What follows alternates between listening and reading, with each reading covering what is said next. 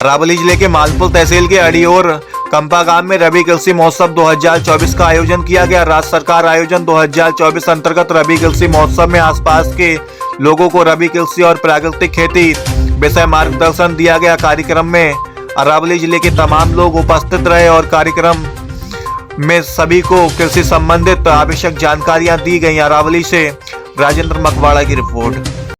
नाम पूछो पहला। प्राकृतिक खेती विषय શું કહેશો આપ? બધું ઓર્ગેનિક નાખીએ છીએ। ખાતર ગાયનું ગોબર, ગોળ, અહીંયા જૈવિક ખાતર નાખી અને બધે ચડાવીએ। ચડાવે આપ શું કહેશો? ભાઈ આ તો અમારે જો આ તો સરસ છે। આપણે રાસાયણિક ખાતરનો કોઈ ઉપયોગ નહીં, એટલે આપણે ખાવા માટે સારું, હેલ્ધી આપણે બીમારી માટે સારું।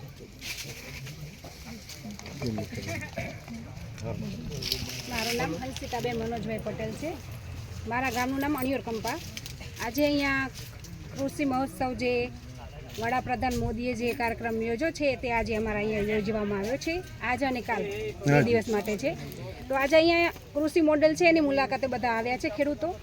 તો અમે અહીંયા એ લોકોને જોવા માટે લાવ્યા છીએ અને અહીંયા ખૂબ સારી એવી બધી બાગાયતી ખેતી છે।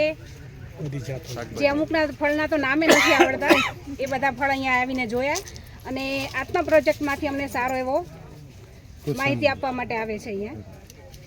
એ બધા સાહેબોનો ખૂબ ખૂબ આભાર।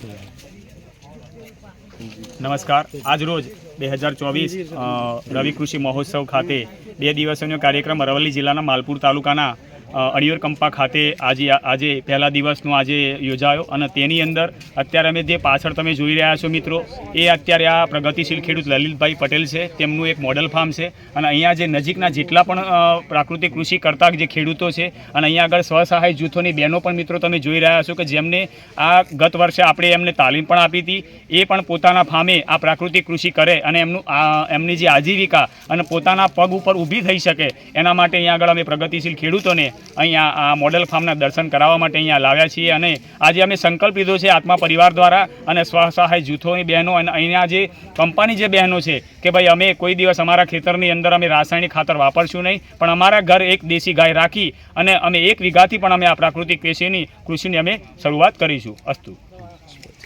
અરવલ્લીથી રાજેન્દ્ર મકવાણાનો રિપોર્ટ। ખાલી વિડિયો લઈ લો ને એટલે પતી ગયું બસ।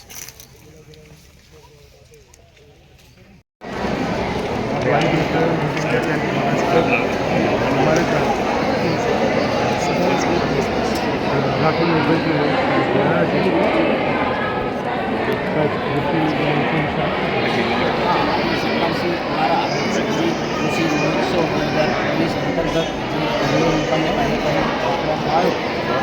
જિલ્લામાંથી જિલ્લા વિકાસ અધિકારી સાહેબ શ્રી, તાલુકા વિકાસ અધિકારી સાહેબ શ્રી તેમજ જિલ્લા વહીવટીતંત્રના તમામ કર્મચારીશ્રીઓ હાજર રહ્યા અને ખેડૂતોને પૂરતું માર્ગદર્શન આપવામાં આવ્યું અને ખેડૂતોને જે કઈ રીતે ખેતી કરવી, પ્રાકૃતિક ખેતી કઈ રીતે કરવી એનું પણ માર્ગદર્શન આપવામાં આવ્યું અને ખેડૂતો પણ ખૂબ ઉત્સાહી અને ખુશ હતા અને તેમને જે ઇનામ વિતરણ કરવાનું હતું તે પણ કરવામાં આવ્યું।